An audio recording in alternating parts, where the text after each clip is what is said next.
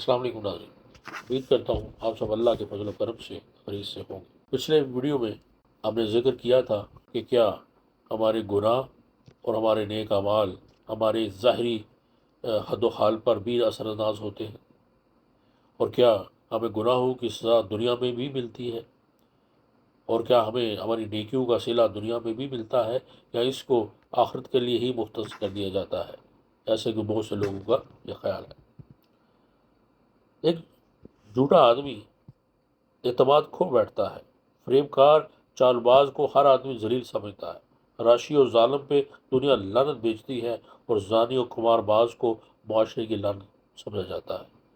دوسری طرف ایک راست باز انسان دیدہ اور دل میں مقام پاتا ہے، اس کی نیکی اور ہمدردی کا ہر جگہ چرچا ہوتا ہے، بینوا اس کی ضیافتوں کے گن گاتے ہیں، ہر مقام پر وہ صدر محفل بنتا ہے، قومی مہمات میں اس کی قیادت میں سر ہوتی ہے، اور وہ ہر قسم کی بے انصافی کے خلاف لڑتا ہے۔ وہ گرے ہوں کو اٹھاتا ہے، کمزوروں کو سہارا دیتا ہے، اندھوں کو راہ پر ڈالتا ہے، اس کی زندگی خدمت انسان کے لیے وقف ہوتی ہے۔ وہ دوسروں کے سکھ سے خوش، دکھ سے ملول ہوتا ہے، یہ انسان کا محسن ہوتا ہے، اللہ کا دوست ہے، اللہ اسے مصائب سے بچاتا ہے، ہر مہم میں کامران بناتا ہے، اس کی دعاؤں کو سنتا ہے، تو اس کی خواہشوں کو پورا کرتا ہے، اور مقامات بلند پر فائز فرماتا ہے۔ ایک مقام پر اللہ تعالیٰ مومنوں کے صاف بیان کرنے کے بعد کہتے ہیں، یہ لوگ صحیح معنوں میں ایماندار ہیں، ہم انہیں بلند درجات اور مغفرت اور باعزت روزی عطا کریں گے۔ تمیز حق و باطل بڑی کامیاب نعمت ہے، اور بہت کم لوگوں کو نصیب ہوتی ہے۔ غیر مسلموں کو چھوڑیے، مسلمانوں کے اعمال و عقائد پر نگاہ ڈالیے، کتنے لوگ ہیں جن کے حق میں باطل کی آمیزش موجود نہیں، لاکھوں قبر پرستی میں مبتلا ہیں، کروڑوں پیروں کے دام فریب میں گرفتار ہیں، کچھ کچھ روحوں کو خدائی صفات کا حسد سمجھتے ہیں، بعض صرف عقائد کو وجہ نجات قرار دیتے ہیں، اور کچھ ایسے بھی ہیں جو بگ نوشی کو کار خیر تصور کرتے ہیں۔ یہ سب کچھ اس لیے ہو رہا ہے کہ لوگ فرقان یعنی تمیز حق و باطل سے محروم ہیں۔ یہ وصف اگر ملتا ہے تو صرف نیکوں کا روپ ہے، وگرنہ اگر یہ وصف ان میں ہوتا تو وہ خیر کے شر سے کیسے جدا کرتے، اور نیک عمال کیسے بنتے۔ صورت انفال میں ہے، اے ایمان والو، اگر اللہ کا خوف تمہارے دل میں پیدا ہو گیا تو ہم تم میں تمیز حق و باطل پیدا کر دیں گے، تمہاری گزشتہ بدکاریوں کے نقصان کی تلافی کر دیں گے، اور تمہارے گناہوں کو ڈھانپ دیں گے۔ دوست اس انسان کو کہتے ہیں جو ہمارے دکھ درد میں برابر کا شریک ہو، جو ہماری تکلیف سے بے چین ہو جائے، جس کی دعائیں، نیک آرزوئیں، عملی امداد اور مفید مشورے ہر منزل پر شامل حال ہوں۔ ہم کتنے خوش نصیب سمجھے جاتے ہیں اگر کوئی بااختیار حاکم یا کوئی مدور فرد ہمیں اپنی دوستی میں قبول کرے۔ یہ لوگ کسی غریب کو کبھی دوست نہیں بناتے، کہ ایسی دوستی میں انہیں ہمیشہ کچھ دینا ہی پڑتا ہے۔ انسان دنیا میں دوستی قائم وہاں ہوتی ہے جہاں یا تو لین دین کے پلڑے برابر ہوں، اور یا دوستی کا دائرہ صرف زبانی جمع خرچ تک محدود ہو۔ انسانوں کی طویل تاریخ میں ایسی مثالیں تقریباً موجود ہی نہیں جہاں ایک دوست کا کام صرف لینا ہی لینا ہے۔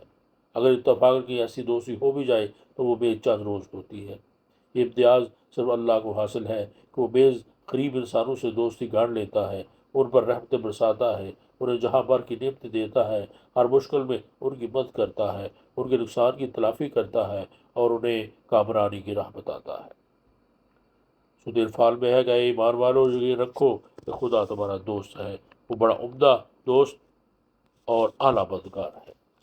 ایک اور جگہ میں ہے کہ جو لوگ ہمارے لیے جد و جہد کرتے ہیں، ہم انہیں کامرانی کی راہوں پر ڈال دیتے ہیں۔ سورہ یونس میں ہے، یاد رکھو کہ اللہ کے دوست خوف و غم سے ہمیشہ محفوظ رہیں گے۔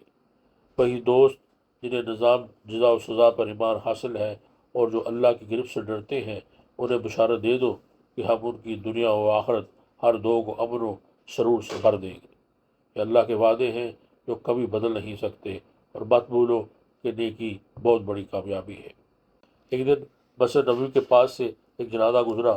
صحابہ میں سے ایک نے پوچھا، کس کا جنازہ ہے؟ جواب ملا، فلاں کا۔ سب نے بلا اتفاق کہا، اچھا ہوا یہ فتنہ ختم ہوا۔ حضور علیہ السلام بھی وہیں تشریف فرما تھے، سن کر کہنے لگے، یہ آدمی جہنم میں جا پہنچا۔ اتفاقاً چند لمحات کے بعد ایک اور جنازہ آ گیا۔ جب معلوم ہوا کہ فلاں آدمی مرا ہے تو سب کہنے لگے بڑا اچھا آدمی تھا، راست باز، صادق القول اور خادم خلق۔ حضور صلی اللہ علیہ وسلم نے فرمایا یہ آدمی جنت میں پہنچ گیا۔ اور ساتھ ارشاد ہوا تم لوگ اس زمین پر اللہ کے گواہ ہو، یعنی اس کی آواز ہو، اور تمہاری رائے اللہ کی رائے ہے۔ حضور علیہ السلام کی محمود کی دعا یہ تھی کہ اللہ لوگوں کو میرا محبوب بنا اور مجھے ان کا۔ اور یہ منزلت حاصل کرنا آسان نہیں، اس کے لیے بڑے دکھ اٹھانا پڑتے ہیں، سب کچھ چھوڑنا پڑتا ہے اور سب کچھ دینا پڑتا ہے۔ لوگوں کا محبوب بننا زندگی کی بہت بڑی بلندی ہے، جو کبھی تختہ دار پر ملتی ہے، کبھی تلوار کی دھار پر نصیب ہوتی ہے۔ اس لیے زہر کا پیالہ پینا پڑتا ہے اور کبھی آگ میں کودنا پڑتا ہے۔ چنانچہ حضرت ابراہیم علیہ السلام نے اپنی پیاری اولاد کے لیے کیا پیاری اور پربانی دعا کی تھی۔ سورہ ابراہیم میں ہے کہ اے رب، میں اپنے بعد بچوں کو تیرے مقدس گھر کے پاس ایک غیر مزروع آبادی میں ٹھہرا دیا ہے۔ اے رب، تو انہیں عبادت گزار بنا دے اور لوگوں کے دلوں کو ان کی طرف مائل کر دے۔ یہ عقیدہ ہمارے دقیانوسی حلقوں میں آج تک باقی ہے کہ یہ دنیا کفار و فجار کے لیے ہے اور مومن کے لیے صرف جنت ہے۔ اس دنیا کی تمام لذتیں اور نعمتیں سے اس کا کوئی واسطہ نہیں۔ یہ عقیدہ عقل و نقل ہر دور کے خلاف ہے۔ کیا ایک نیک آدمی کا پھل کھانا ممنوع ہے؟ کیا دنیا بھر کی عورتیں اس پر حرام ہیں؟ کیا وہ بہار کی رنگینوں سے لطف اندوز نہیں ہو سکتا؟ کیا وہ نادل کے گیت نہیں سن سکتا؟ کیا وہ آبشاروں کا رقص نہیں دیکھ سکتا؟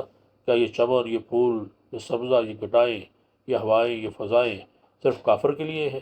کیا کافر اللہ کو اتنا ہی پسند ہے کہ اس کا دل بہلانے کے ماؤ انجم کی محفلیں سجائیں، فضاؤں میں بس گٹائیں تعمیر کی اور زمین کا دامن رنگ برنگ پھولوں سے بھر دیا؟ کیا مومن کے لیے ضروری ہے کہ وہ پیٹ بھرنے کے لیے در در کی بھیک مانگے، اس کے تن پر صرف چیچڑے ہوں اور دکانوں کے تھڑوں پر رات کاٹے؟ یہ درست ہے کہ دنیا کی لذتوں میں الجھ کر حیوان بن جانا، مال و دولت کو حاصل حیات سمجھنا اور اخلاق و روحانی صداقتوں کو نظر انداز کر دینا حماقت ہے، لیکن اس سے بڑی حماقت یہ ہے کہ طبیعت عرضی کو مومن کے لیے حرام سمجھا جائے۔ قرآن میں اللہ تعالیٰ فرماتے ہیں ذرا ان سے پوچھو تو صحیح کہ اللہ کی ان طبیعت عرضی کو مومن کے لیے کس نے حرام قرار دیا ہے۔ سورۃ الزمر۔ نیکی کا اجر یہ بھی ہے کہ انسان کو دینی خوشحالی میں اضافہ ہو جاتا ہے۔ سورۃ الزمر میں ہے کہ نیکوکاروں کو اس دنیا میں بھی فار الباری نصیب ہوگی۔ سورۃ المومن میں ہے کہ ہم انبیاء اور اہل ایمان کی مدد اس دنیا میں بھی کرتے ہیں۔ جیسا کہ پہلے بیان ہو چکا ہے کہ شیطان کے پرو میں شیطان مسلط ہو جاتا ہے، اور یہاں وہ یہ کہنا چاہتے ہیں کہ نیکوکاروں کے دل و دماغ پر فرشتوں کا غلبہ ہو جاتا ہے۔ شیطان شر مجسم ہے اور فرشتہ خیر میز۔ شیطان کا کام فسق و فجور کی ترغیب اور انسان کی تباہی ہے، فرشتہ انسان کی حفاظت کرتا ہے۔ اللہ نے انسان کے آگے اور پیچھے چند نگران مقرر کر رکھے ہیں جو خدائی اشارہ پا کر انسان کی حفاظت کرتے ہیں، اسے نیک مشورے دیتا ہے، اسے کامیابی کی راہ سجاتا ہے، حیات تر اس کی رہنمائی کرتا ہے اور امن و سکون کی بشارت دیتا ہے۔ سورۃ سجدہ میں ہے کہ جو لوگ اللہ کو اپنا معبود تسلیم کرنے کے بعد اس کے اطاعت پر جم جاتے ہیں، ان پر فرشتے یہ بشارت لے کر اترتے ہیں کہ ڈرو مت، نہ غم کھاؤ کہ تمہاری جنت بعودت تمہیں ملے گی، اور نیز یقین رکھو کہ ہم دنیا اور آخرت ہر دور میں تمہارے دوست ہوں گے۔ نیک دنیا میں غالب رہتا ہے، صرف ہماری فوج غالب رہتی ہے اور اس کا انجام اچھا ہوتا ہے۔ یہ اور جگہ ہے کہ اہل تقویٰ کا انجام عمدہ ہوتا ہے۔ تو نیکی کا صلہ ہمیں دنیا میں بھی اللہ تعالیٰ نوازتے رہتے ہیں اور اپنے نیک بندوں کو ہمیشہ ان پر اللہ کی رحمت سایہ فگن رہتی ہے۔ آج کی بیان کو اسی پہ یہیں پہ ختم کرتے ہیں، انشاءاللہ پھر آگے چلیں گے اور ہمارا موضوع ہوگا راہ نجات، اور اس پر بات کریں گے انشاءاللہ۔ تب تک کے لیے اجازت دیجیے، اپنا بہت خیال رکھیے اور مجھے بھی دعاؤں میں یاد رکھیے۔ اللہ حافظ۔